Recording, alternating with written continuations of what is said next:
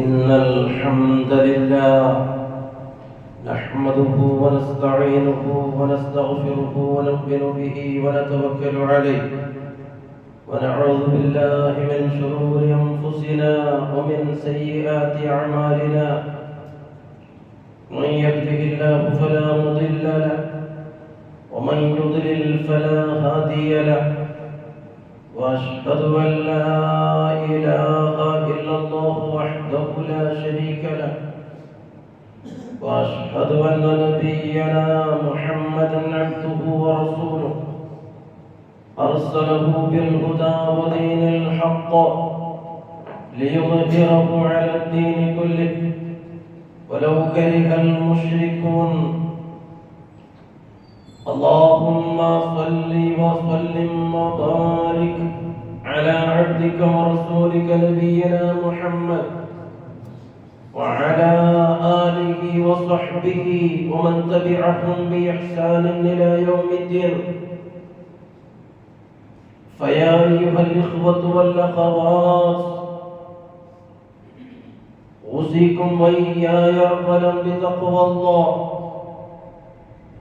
يا أيها الذين آمنوا اتقوا الله حق تقاته ولا تموتن إلا وأنتم مسلمون. يا أيها الناس اتقوا ربكم الذي خلقكم من نفس واحدة وخلق منها زوجها وبث منهما رجالا كثيرا ونساء واتقوا الله الذي تساءلون به والأرحام إن الله كان عليكم رقيبا. يا أيها الذين آمنوا اتقوا الله وقولوا قولا سديدا يصلح لكم أعمالكم ويغفر لكم ذنوبكم ومن يطع الله ورسوله فقد فاز فوزا عظيما. أما بعد فإن أصدق الحديث كتاب الله وخير السنن سنن محمد صلى الله عليه وسلم وشر الأمور محدثاتها وكل محدثة بدعة وكل بدعة ضلالة. إن أريد إلا الإصلاح ما استطعت وما توفيقي إلا بالله عليه توكلت وإليه أنيب. أعوذ بالله من الشيطان الرجيم. بسم الله الرحمن الرحيم. من كان يريد العاجلة عجلنا له فيها ما نشاء لمن نريد ثم جعلنا له جهنم يصلاها مذموما مدحورا. ومن أراد الآخرة وسعى لها سعيها وهو مؤمن فأولئك كان سعيهم مشكورا. يا رب ബഹുമാനമുള്ള ആദരണീയരായ സത്യവിശ്വാസികളും വിശ്വാസിനികളുമായ സഹോദരങ്ങളെ, സഹോദരിമാരെ, അല്ലാഹുവിന്റെ ഓരോ വിധിവിലക്കുകൾ നല്ലപോലെ പഠിച്ച് മനസ്സിലാക്കി കാത്തു സൂക്ഷിച്ച് ജീവിക്കണമെന്നും അതേ അവസ്ഥയിലായി ഈ ലോകത്തോട് യാത്ര ചൊല്ലുവാൻ ഓരോരുത്തരും നിരന്തരമായി പരിശ്രമിക്കണമെന്നും അല്ലാഹുവോട് എപ്പോഴും ദുആ ഇരുന്ന് പഠിക്കണമെന്നും സ്വന്തത്തെ മറക്കാതെ എല്ലാവരെയും ആദ്യമായി ഉണർത്തുകയാണ്, ഉത്ബോധിപ്പിക്കുകയാണ്. സർവശക്തനായ റബ്ബ് സുബ്ഹാനഹു വ തആല നമുക്കെല്ലാം അതിന്റെ തൗഫീഖ് പ്രദാനം ചെയ്യുമാറാകട്ടെ. സഹോദരങ്ങളെ, സഹോദരിമാരെ, മനുഷ്യന്മാരുടെ കൂട്ടത്തിൽ പല ആളുകളും ഈ ഭൗതികമായ നശ്വരമായ ഐഹിക ജീവിതത്തിന് പ്രാധാന്യം നൽകുന്നവരാണെന്നും എന്നാൽ സത്യവിശ്വാസികൾ വിശ്വാസിനികൾ നാളെ ശാശ്വതമായ അനശ്വരമായ പരലോക ജീവിതത്തിനാണ് അമിതമായ പ്രാധാന്യവും ശ്രദ്ധയും നൽകേണ്ടത് എന്ന് പരിശുദ്ധ ഖുർആൻ വളരെ കൃത്യമായ നിലക്ക്, വളരെ വ്യക്തമായ നിലക്ക് നമ്മെ ഓർമ്മപ്പെടുത്തുന്നുണ്ട്. നമുക്ക് മുമ്പ് കഴിഞ്ഞുപോയ പല സമുദായങ്ങളെയും, ചില സമുദായങ്ങളിലെ ചില വ്യക്തികളെയും അല്ലാഹു സുബ്ഹാനഹു വ തആല ഈ ഭൂമുഖത്ത് അവരെ പാടെ വിഭാടനം ചെയ്ത് അവരെ നശിപ്പിച്ചു കളയുവാനുള്ള പ്രധാനമായ കാരണമായി ഖുർആൻ നമുക്ക് പറഞ്ഞു തരുന്നത് അവർ ഈ നശ്വരമായ ഭൗതികമായ ജീവിതത്തിന് പ്രാധാന്യം നൽകി, അമിതമായ പ്രാധാന്യം നൽകി സുഖലോലുപരായി അവർ ജീവിച്ചു. അങ്ങനെ അവർ അല്ലാഹുവിനെ മറന്നു, പരലോകത്തെ മറന്നു. അങ്ങനെ അല്ലാഹുവിനെയും പരലോകത്തെയും നിഷേധിക്കുന്ന ആ അവസ്ഥയിലേക്ക് അവരത് കൊണ്ടെത്തിച്ചു. അങ്ങനെ അല്ലാഹു സുബ്ഹാനഹു വ തആല ആ വിഭാഗത്തെ നശിപ്പിക്കേണ്ടതായ ഒരു സാഹചര്യം ഉണ്ടായി. ആ ഭൗതികമായ ജീവിതത്തിന് അമിതമായ പ്രാധാന്യം നൽകിയാൽ അത് അവസാനം അവർ ചെന്നെത്തിക്കുന്നത് നാശത്തിലേക്കായിരിക്കുമെന്ന മുന്നറിയിപ്പാണ്, താക്കീതാണ് നമുക്ക് ഇത്തരം സംഭവങ്ങളിലൂടെ മനസ്സിലാക്കാൻ സാധിക്കണം. പരിശുദ്ധ ഖുർആൻ നമുക്ക് പറഞ്ഞു തരുന്നുണ്ട്, ഒരു മനുഷ്യൻ ഈ നശ്വരമായ ഐഹികമായ ജീവിതത്തിന് പ്രാധാന്യം കൽപ്പിക്കുന്നു, അതിനെയാണ് അവൻ വ്യാമോഹിക്കുന്നതെങ്കിൽ അല്ലാഹു അവനത് കൊടുക്കും. ദുനിയാവാണ് ഒരാൾ ലക്ഷ്യം വെക്കുന്നതെങ്കിൽ അത് അല്ലാഹു നൽകും. പക്ഷെ പരലോകം നഷ്ടമായിരിക്കും. ഞാൻ ആമുഖമായി ഓതി വെച്ച ആയത്താണ് പറയുന്നത്. സൂറത്തുൽ ഇസ്രാഇന്റെ 19-ാമത്തെ ആയത്തിൽ അല്ലാഹു ആണ് പറയുന്നത്, മൻ കാന യുരീദുൽ ആജിലത അജ്ജൽനാ ലഹു ഫീഹാ മാ നശാ. ആരെങ്കിലും ഈ ക്ഷണികമായ നശ്വരമായ ഈ ദുനിയാവിലെ ജീവിതം, ഇവിടുത്തെ സുഖസൗകര്യം, ഇവിടുത്തെ ആസ്വാദനങ്ങൾ, ഇവിടുത്തെ ആഡംബരങ്ങൾ ആരെങ്കിലും ആഗ്രഹിക്കുന്നുവെങ്കിൽ, വ്യാമോഹിക്കുന്നുവെങ്കിൽ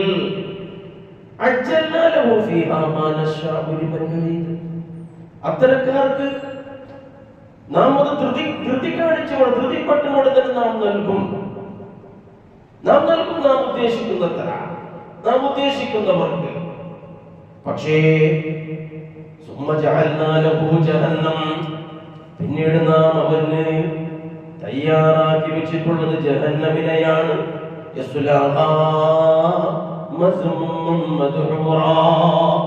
ആ ജഹന്നമിലേക്ക് വളരെ നിന്ദ്യനായ നിലക്ക്, ഓടിപ്പിക്കപ്പെട്ട നിലക്കാണ് ജഹന്നമിലേക്ക് അവന് പ്രവേശിക്കേണ്ടി വരും, കത്തിയേണ്ടി വരും. അല്ലാഹുവാണ് പറയുന്നത്. ഇനി നേരെ മറിച്ചു, ഒരു മനുഷ്യൻ പരലോകമാണ്, പരലോകത്തിലെ വിജയമാണ്, അതിനായാണ് പാടുപെടുന്നതെങ്കിൽ, പരിശ്രമിക്കുന്നതെങ്കിൽ, മുഅ്മിനായ അവസ്ഥയിൽ, മുവഹ്ഹിദായ അവസ്ഥയിൽ പരലോകത്തിനാണ് അവൻ പരിശ്രമിക്കുന്നതെങ്കിൽ, അതാണല്ലോ സത്യവിശ്വാസി വിശ്വാസിനികളുടെ ലക്ഷ്യം. അതാണല്ലോ എന്തിനാണ് ഈ ലോകത്തേക്ക് നാം വന്നത്, അതിന്റെ പിന്നിലുള്ള ഉദ്ദേശം എന്താണ്, അതിന് നാം സ്വീകരിക്കേണ്ട മാർഗം എന്താണ്, എല്ലാം ഖുർആൻ വളരെ വ്യക്തമായി നമുക്ക് വരച്ചു കാണിച്ചു തരുന്നുണ്ട്. അതേ പരലോകത്തിലുള്ള മോക്ഷമാണ്, അവിടുത്തെ സൽവേഷനാണ്, അവിടുത്തെ മോചനമാണ്. അങ്ങനെ ആരെങ്കിലും അതിനായി പരിശ്രമിക്കുന്നതെങ്കിൽ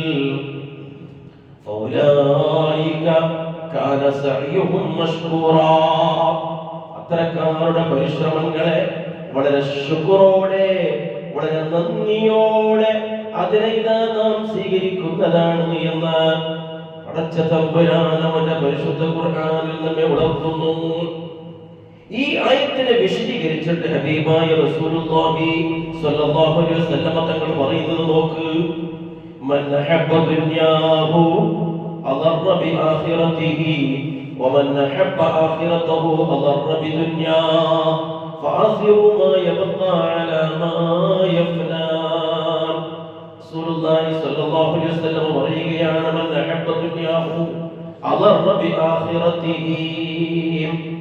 ഏതൊരു മനുഷ്യൻ അവന്റെ ദുനിയാവിലെ ഐഹികമായ ജീവിതത്തെയാണ് ഏറ്റവും അധികം ഇഷ്ടപ്പെടുന്നതെങ്കിൽ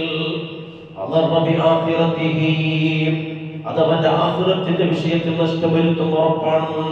കാരണം അവന്റെ പരമപ്രധാനമായ ഉദ്ദേശം ഈ ദുനിയാവാണ്. അപ്പൊ അതുകൊണ്ട് തന്നെ ആഖിറം അവന് നഷ്ടമാകും. ഏതൊരു മനുഷ്യൻ അവന്റെ ആഖിറത്തിനാണ് ഏറ്റവും കൂടുതൽ പ്രാമുഖ്യത കൊടുക്കുന്നതെങ്കിൽ അവന്റെ ദുനിയാവിന്റെ വിഷയത്തിൽ അവന്റെ കേട്ടോട്ടങ്ങൾ സംഭവിക്കും, നഷ്ടങ്ങൾ ഉണ്ടാകും. ദുനിയാവിൽ പലതും വിചാരിച്ചതുപോലെ ഉണ്ടായി കിട്ടിക്കൊള്ളണമെന്നില്ല. കാരണം അവന്റെ ആഗ്രഹവും അഭിലാഷവും എല്ലാം ആഖിറമാണ്. എന്നിട്ട് അല്ലാഹുവിന്റെ റസൂൽ പറയുകയാണ്, ഫആസിറു മാ യബ്ഖാ അലാ മാ യഫ്നാ. നശ്വരമായതിനേക്കാൾ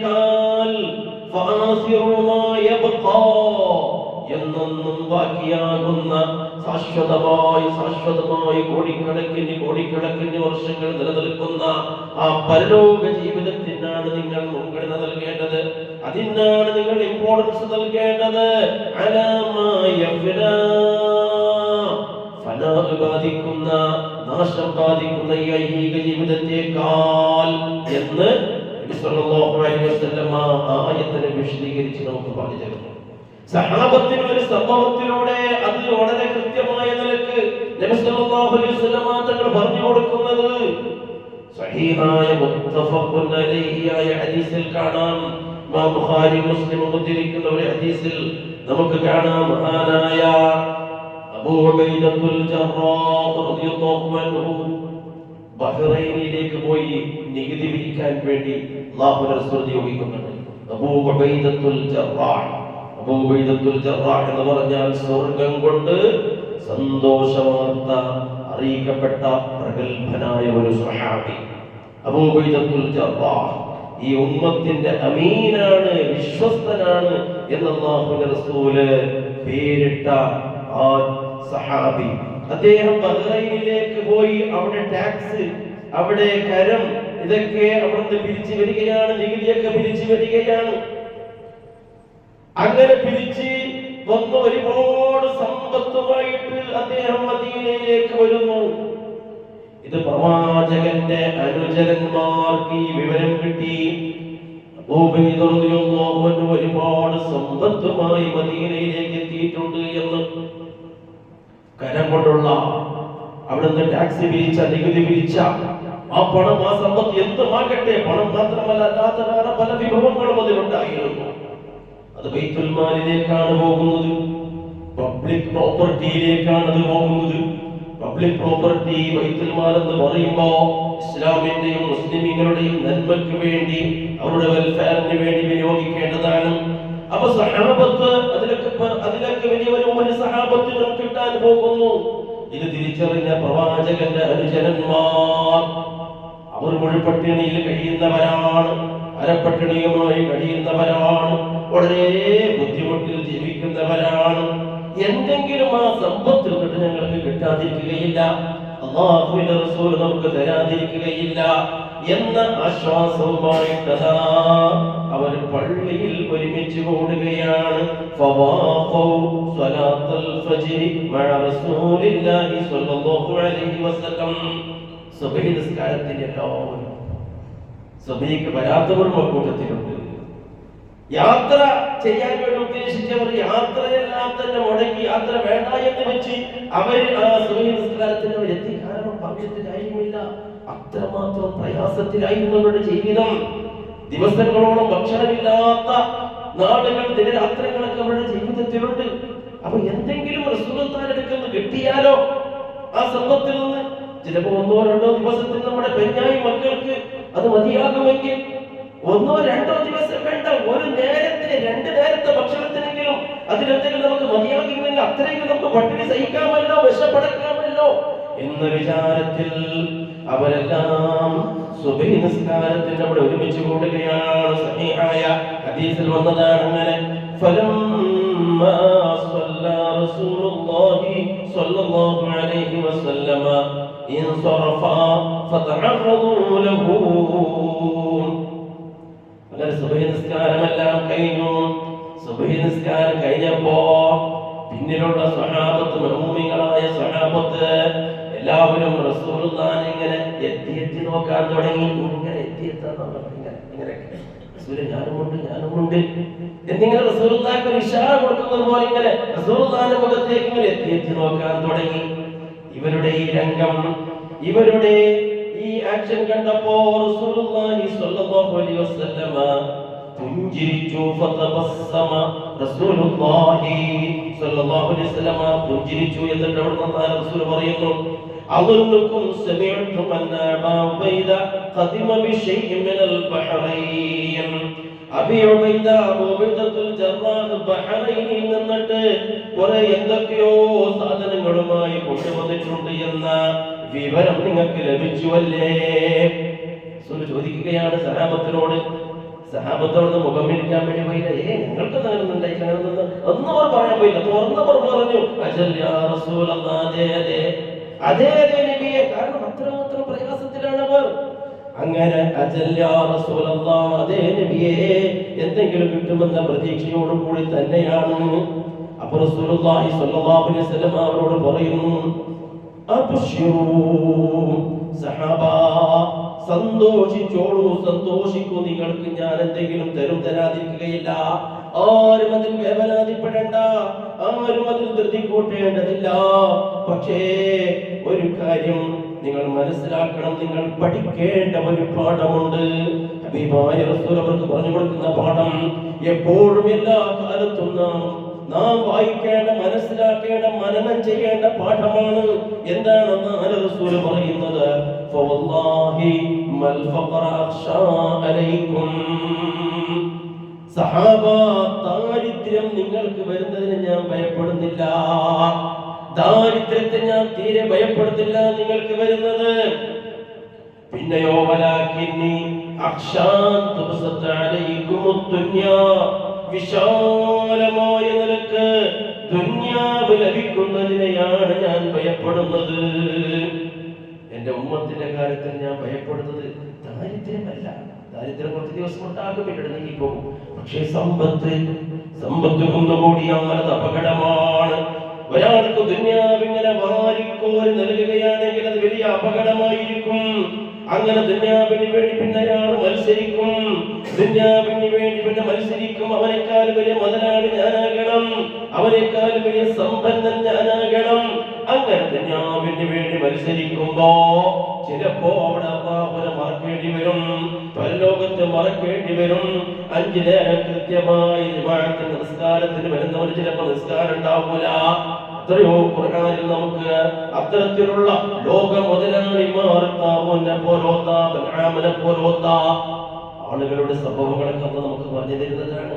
അതാണ് ദുനിയാവിങ്ങനെ വാരിക്കോരി നൽകുമോ എന്നതാണ് സഹാബ. ദുനിയാവിന്റെ കാര്യത്തിൽ നിങ്ങൾക്ക് ഈ നിലക്കുള്ള മത്സര്യം സംഭവിച്ചങ്ങനെ നിങ്ങൾ നശിച്ചു പോകുമോ എന്ന പേടിയാണ്. അങ്ങനെ ദുനിയാവ് നിങ്ങൾക്ക് വാരിക്കോരി ലഭിക്കുകയാണെങ്കിൽ മുമ്പുള്ളവർ നശിച്ചതുപോലെ, നശിച്ചു പോയതുപോലെ നിങ്ങളും നശിച്ചു പോവുക തന്നെ ചെയ്യും. എന്റെ സഹോദരങ്ങളെ, സഹോദരിമാരെ, ആ സഹാബത്തിന്റെ അവസ്ഥ നോക്കി ഇന്ന് ഓരോരുത്തരും നമ്മളെ തന്നെ വിലയിരുത്തണം. എന്തുമാത്രം പുരോഗതിയുടെ ഒരു കാലത്താണ് ഞാനും നിങ്ങളും ഉള്ളത്. എത്രമാത്രം ആഡംബരങ്ങളാണ്, സുഖജീവിതങ്ങളാണ് നമ്മുടെ കല്യാണങ്ങളൊക്കെ. നിങ്ങളൊന്ന് നോക്ക്, ദിവസവും നമുക്ക് ഫംഗ്ഷൻ അല്ലേ? എപ്പോഴും ഒരു ദിവസത്തിൽ 2-3 ഫംഗ്ഷനുകളാണ് അല്ലേ? തിന്നിങ്ങനെ കൂത്താടുന്ന ഒരവസ്ഥ. എവിടത്തേക്ക് ഈ സമുദായത്തെ നമ്മുടെ വിവാഹത്തിന്റെ അവസ്ഥയൊക്കെ നിങ്ങൾ നോക്കി, എത്ര മാത്രമാണ് ഭക്ഷണങ്ങൾ നാം വെറുതെ വേസ്റ്റാക്കി നാം അതിനെ തള്ളുന്നത് വേസ്റ്റ് ബാസ്കറ്റിലേക്ക്. ഈ ഇടയ്ക്ക് എന്റെ ഒരു സുഹൃത്ത് പറഞ്ഞതാണ്, അവന്റെ കണ്ണുകൊണ്ട് കണ്ട ഒരു കാഴ്ച, ഒരു മംഗലത്തിന്റെ ഒരു കല്യാണത്തിന്റെ വീട്ടിൽ JCB വന്നുകൊണ്ട് കുഴി കുഴിക്കുന്ന ഒരു കാഴ്ച. JCB വന്നുകൊണ്ട് കുഴി കുഴിക്കുകയാണ്. ഇയാള് പോയിട്ട് അവരോട് ചോദിച്ചു, എന്തിനാണ് ഇവിടെ കുഴി കുഴിക്കുന്നത്? ഇന്ന് കല്യാണ ദിവസമല്ലേ, എന്തിനാണ് JCB ഇന്ന് കൊണ്ടുവന്നത്? വേറെ ദിവസങ്ങളിലെ കൊണ്ടുവരാമായിരുന്നില്ലേ? അപ്പൊ അതിന് അവർ നൽകുന്ന മറുപടി, ഒരുപാട് ഭക്ഷണങ്ങൾ കല്യാണത്തിന് അവർ പ്രിപ്പയർ ചെയ്ത ഭക്ഷണം അതിങ്ങളുടെ കുന്ത് കിടക്കുകയാണ്, ബാക്കിയായിരിക്കുകയാണ്. കുറച്ച് കഴിഞ്ഞവരൊക്കെ ദുഷിച്ച് താറിപ്പോകും. ആ വീട്ടുകാർക്കും അടുത്ത വീട്ടുകാർക്കും നിൽക്കാൻ പറ്റൂല. അതിനൊക്കെ കുഴിച്ചു കൂടുകയാണ് JCB മറുപടിയെടുത്ത്. എന്റെ സമുദായം, എന്റെ സഹോദരങ്ങളെ, സഹോദരിമാരെ, നമ്മുടെ സമുദായത്തിന്റെ അവസ്ഥ നിങ്ങൾ നോക്കുക. ഹബീബായ റസൂൽ പറഞ്ഞത് എത്രമാത്രം യാഥാർത്ഥ്യമാണ്. ഈ അടുത്ത കാലത്ത് ഏതാനും കുറച്ച് ആഴ്ചകൾ കാസർഗോഡ് നടന്ന സംഭവം എന്താണ്? ആട്ടവും പാട്ടും കാണാൻ വേണ്ടി പാട്ട് കച്ചേരികൾ, പാട്ട് കച്ചേരികൾ, സംഗീത കച്ചേരികളൊക്കെ കാണാൻ വേണ്ടി ഇസ്ലാമിന്റെ വേഷം ധരിച്ച, ഹിജാബ് ധരിച്ച, മുസ്ലിം പേരിൽ അറിയപ്പെടുന്ന താത്തമാർ, കാക്കമാർ എത്രയാണ്? താത്തമാരുടെ ഒഴുക്കായിരുന്നതിന് ഏതോ ഒരു മനുഷ്യൻ എന്തോ പാട്ട് പാടാൻ വേണ്ടി വരുന്നു. 24 മണിക്കൂർ നമുക്ക് നൽകിയ സമയങ്ങളിൽ അധിക സമയങ്ങളും മൊബൈലിന്റെ പിന്നിൽ തന്നെ കഴിച്ചുകൂടി അതൊന്നും മതിയാകാതെയാണ് ഇത്തരത്തിലുള്ള പാട്ട് കച്ചേരികൾ കേൾക്കാൻ വേണ്ടി താത്തമാർ അതും കൊടുക്കതിരിച്ചു. എന്റെ പ്രിയമുള്ള സഹോദരങ്ങളെ, പോലീസിന് പോലും നിയന്ത്രിക്കാനായില്ല. നിങ്ങൾക്കത് വൈറലായ സംഭവമാണ്, പക്ഷെ നിങ്ങൾ കണ്ടിട്ടുണ്ടാകും. പോലീസിന് പോലും നിയന്ത്രിക്കാനാകാതെ പോലീസ് താത്തമാരെ അടിക്കുന്ന രംഗം, അടിച്ച് അവരെ അവിടുന്ന് ആട്ടിയോടിക്കുകയാണ്. പോലീസിന്റെ മുമ്പിൽ ഒരു കെഞ്ചുകയാണ്. കാസർഗോഡ് നമ്മുടെ സഹോദരിമാരുടെ അവസ്ഥയാണ്. ഇസ്ലാമിലെ ഇസ്സത്തുള്ള നമ്മുടെ സഹോദര സഹോദരിമാരുടെ അവസ്ഥ. അങ്ങനെ പോലീസുമാരോട് കെഞ്ചുന്ന ഒരവസ്ഥയിലേക്ക്, എന്നെ തല്ലല്ലേ, എന്നെ അടിക്കല്ലേ, ആ ഒരവസ്ഥയിലേക്ക് എത്തി. ഹബീബായ റസൂൽ പറഞ്ഞത് എത്രമാത്രം സത്യമാണ് നിങ്ങൾ മനസ്സിലാക്കണം. കാരണം ദുനിയാവിന്റെ പിന്നാലെ പോയാൽ പിന്നെ പിശാചായിരിക്കും. അവന്റെ പിന്നാലെ പോവുക എന്ന് ഖുർആൻ നമ്മൾ ഓർത്തുകൊണ്ടില്ല. എത്രയെത്ര സംഭവങ്ങളാണ് നമുക്ക് പറഞ്ഞു തരുന്നത്. സൂറത്തുൽ അറാഫിൽ വലിയ ഒരു സാത്വികനായ ഒരു വേദ പണ്ഡിതനെ പറ്റി നമുക്ക് പറഞ്ഞു തരുന്നുണ്ട്. ആഴമായ നിലയ്ക്ക് വേദത്തെ സംബന്ധിച്ച് പാണ്ഡിത്യമുള്ള നൈപുണ്യത്തിലുള്ള ഒരു മനുഷ്യൻ. ബൽആമാണ് ആ മനുഷ്യന്റെ പേര് എന്നൊക്കെ ചില ഖുർആൻ വ്യാഖ്യാതാക്കളൊക്കെ പറയുന്നുണ്ട്. എന്തായിരുന്നു ആ മനുഷ്യന്റെ അവസ്ഥ? എത്ര വലിയ ഉന്നതിയിലേക്ക് ആ മനുഷ്യൻ എത്തിയിരുന്നു. അള്ളാഹുവോട് എന്തെങ്കിലും പ്രാർത്ഥിച്ചാൽ ആ പ്രാർത്ഥന കഴിയുന്നതിന് മുമ്പ് അള്ളാഹു ഉത്തരം ചെയ്തിരുന്ന മനുഷ്യൻ, അത്ര വലിയ ഔന്നത്യത്തിലേക്ക് എത്തിയ മനുഷ്യൻ. സുബ്ഹാനല്ലാഹ്, ഖുർആൻ തന്നെ പറഞ്ഞില്ലേ, വലൗ ശിഅനാ ലറഫഅനാഹു ബിഹാ വലകിന്നഹു അഖ്ലദ ഇലൽ അർദ് വത്തബഅ ഹവാഹ്. നാം ഉദ്ദേശിച്ചിരുന്നെങ്കിൽ അവനെ വളരെ ഉന്നതിയുടെ വിഹായസിലേക്ക് നാം അവനെ കൊണ്ടുപോകുമായിരുന്നു.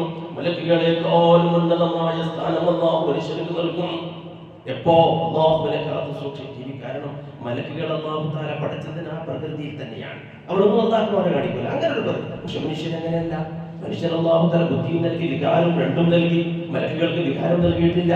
അപ്പൊ അതുകൊണ്ട് മനുഷ്യൻ അവന്റെ വികാരത്തെ കടിഞ്ഞാണിട്ട്, അവന്റെ ദേഹത്തെ നിയന്ത്രിച്ച് കൺട്രോൾ ചെയ്ത് കടിഞ്ഞാണിട്ട് അവൻ അല്ലാഹുവിനെ പേടിച്ചു മുഅ്മിനായി മുവഹ്ഹിദായി ജീവിക്കുമ്പോ മലക്കുകളെക്കാളും ഉയർന്ന സ്ഥാനം അല്ലാഹു നൽകും. പക്ഷേ ഇവിടെ എന്ത് സംഭവിച്ചു? വലാകിന്നഹു, അല്ലാഹു പറയുന്നു, അഖ്ലദ ഇലൽ അർദ്, അവൻ ഭൂമിയിലേക്ക് ചാടിപ്പോയി. ഭൂമിയുടെ പിന്നാലെ പോയി, ദുനിയാവിന്റെ പിന്നാലെ പോകുമ്പോ പിശാച് അവന്റെ പിന്നാലെ കൂടി എന്ന് പറയുന്നു. മനസ്സിലാക്കണേ? പിശാച് അവന്റെ പിന്നാലെ കൂടി. പിന്നെ പിശാച് തോന്നിപ്പിച്ചു കൊടുക്കും, നിങ്ങളെ മോളല്ലേ, ഒരു മോളല്ലേ ഉള്ളത്, ജീവിതത്തിൽ ഒരിക്കലല്ലേ ഉണ്ടാകുന്നത്, പേടിക്കേണ്ട, ദൂർത്തടിച്ചോ. ആരാ ദൂർത്തടിക്കുന്നവർ? അല്ലാഹു തന്നെ പറഞ്ഞില്ലേ, ഇന്നൽ മുബദ്ദിരീന കാനൂ ഇഖ്വാനശ് ശയാതീൻ. ഇഖ്വാനശ് അവർ ശൈത്താനാണ് തോന്നിപ്പിച്ചു കൊടുക്കുന്നത്. ഇത് നാം മനസ്സിലാക്കണം. അതുകൊണ്ടാണ് അല്ലാഹു പഠിപ്പിച്ച പ്രാർത്ഥനകളിൽ ഒട്ടുമിക്ക പ്രാർത്ഥന പിശാചിന്റെ ശർറിൽ നിന്ന് കാവൽ തേടാൻ വേണ്ടി നമുക്ക് പഠിപ്പിക്കുന്ന എത്ര പ്രാർത്ഥനകളാണ്, എത്ര ദിക്റുകളാണ്. പിശാചിന്റെ സഹോദരങ്ങളാണ് ഇപ്രകാരം ചെയ്യുന്നത്. അങ്ങനെ പലതും തോന്നിപ്പിച്ചു കൊടുക്കും. അപ്പൊ അതുകൊണ്ട് പ്രിയമുള്ള സഹോദരങ്ങളെ, നമ്മുടെ നമ്മുടെ ജീവിതത്തെ മാറ്റേണ്ടത്, നമ്മുടെ ജീവിതത്തിൽ ബദലാവണി ഉണ്ടാക്കേണ്ടത് നാം തന്നെയാണ്. നാമാണ് തീരുമാനമെടുക്കേണ്ടത്. റബ്ബിനെ മറന്നുകൊണ്ട്, സ്വർഗത്തിലേക്കുള്ള യാത്ര മറന്നുകൊണ്ട്, പരലോകം മറന്നുകൊണ്ട് എനിക്ക് ഒന്നും വേണ്ട എന്ന ഒരു നിർദ്ധാരം, ഒരു തീരുമാനമെടുക്കേണ്ടത് നാമാണ്. അല്ലായെങ്കിൽ നമുക്ക് നഷ്ടമാകുന്നത് പരലോകമായിരിക്കും എന്ന യാഥാർത്ഥ്യമാണ് പരിശുദ്ധ ഖുർആനിന്റെ ഒരുപാട് വചനങ്ങളിലൂടെ, പ്രവാചകന്റെ തിരുസുന്നത്തിലൂടെ, ഹദീസിലൂടെ നമുക്ക് മനസ്സിലാക്കാൻ സാധിക്കുന്നത്. റബ്ബ് സുബ്ഹാനഹു വ തആല നാളെ പരലോകത്ത് നമ്മുടെ സ്വർഗ്ഗത്തിലേക്ക് വേണ്ടി പാടുപെടുന്നവരിൽ നമ്മെ എല്ലാവരും ഉൾപ്പെടുത്തട്ടെ. അപ്പോൾ ഹാദാ അസ്തഗ്ഫിറുല്ലാഹൽ അദീം ലി വലക്കും വഅസ്തഗ്ഫിറു അന്നി വഅൻകും വഅൻ ജമീഇൽ മുസ്ലിമീന വൽ മുഅ്മിനീന അജ്മഈൻ ഫസ്തഗ്ഫിറുഹു ഇന്നഹു ഹുവൽ ഗഫൂറുർ റഹീം.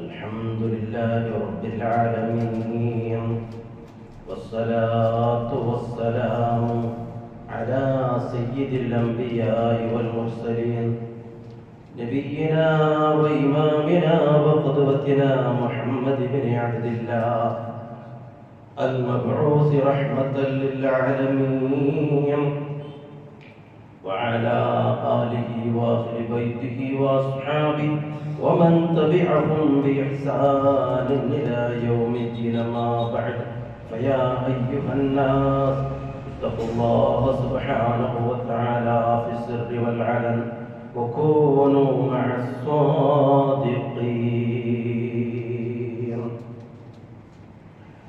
സഹോദരങ്ങളെ, സഹോദരിമാരെ, ഒരിക്കൽ കൂടി അല്ലാഹു സുബ്ഹാനഹു വ തആലയുടെ വിധി വിലക്കുകൾ നല്ലപോലെ പഠിച്ച് മനസ്സിലാക്കി ശിരസ്സാവഹിച്ച് ജീവിതത്തിലൂടെ കൊണ്ടു നടക്കണം എന്ന് എന്നോടുന്ന പോലെ എല്ലാവരെയും ഞാൻ ഉണർത്തുകയാണ്, ബോധിപ്പിക്കുകയാണ്. നാം മനസ്സിലാക്കി വരുന്നത് ഈ ഐഹികമായ നശ്വരമായ ഈ ദുനിയാവിനോടുള്ള അമിതമായ മോഹം, അതിനോടുള്ള ആർത്തി, അത്യാശ, അത് ഒഴിവാക്കുമ്പോൾ മാത്രമാണ് നമുക്ക് അല്ലാഹുവിന്റെ സാമീപ്യം, അല്ലാഹുവിന്റെ പൊരുത്തവും പ്രീതിയും നേടിയെടുക്കാനാവുക എന്ന് മനസ്സിലാക്കണം. ഒരിക്കലും ദുനിയാവിൽ സുഖങ്ങൾ പാടില്ല എന്നൊരിക്കലും ഇസ്ലാം പറയുന്നില്ല. നമുക്ക് ഒരുപാട് ജീവിതത്തിൽ സുഖങ്ങളൊക്കെ ഇസ്ലാം നമുക്ക് അനുവദിച്ചു തരുന്നുണ്ട്.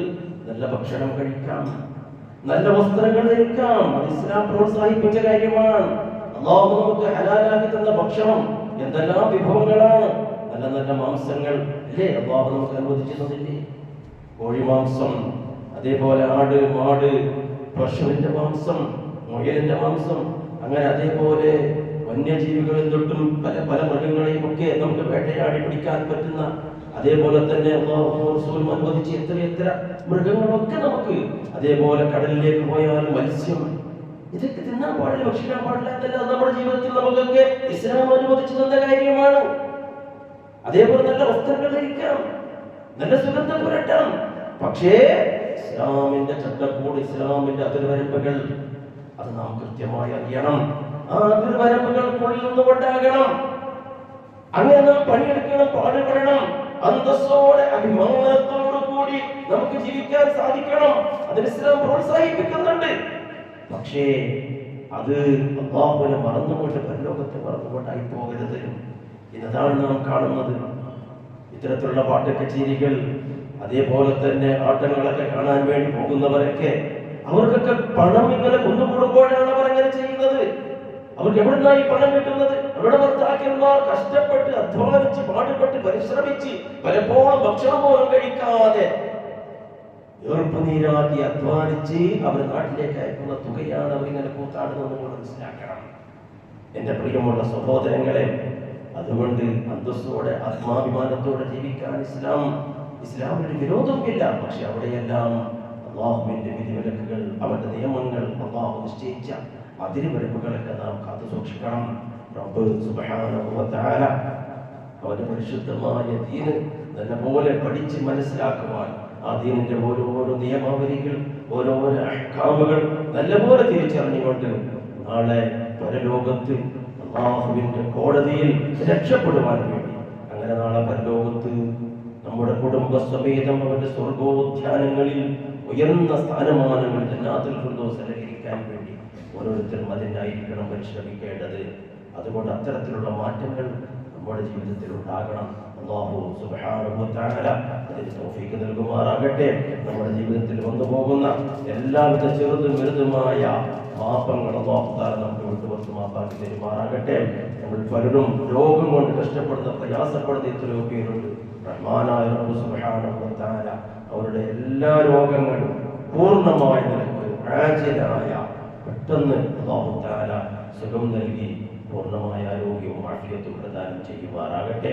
اللهم اغفر للمؤمنين والمؤمنات والمسلمين والمسلمات الأحياء منهم والأموات إنك مجيب الدعوات ويا قاضي الحاجات. ربنا اغفر لنا ولإخواننا الذين سبقونا بالإيمان ولا تجعل في قلوبنا غلا للذين آمنوا ربنا إنك رؤوف رحيم. عباد الله رحمكم الله، إن الله يأمر بالعدل والإحسان وإيتاء ذي القربى وينهى عن الفحشاء والمنكر والبغي يعظكم لعلكم تذكرون. ولذكر الله أكبر والله يعلم ما تصنعون.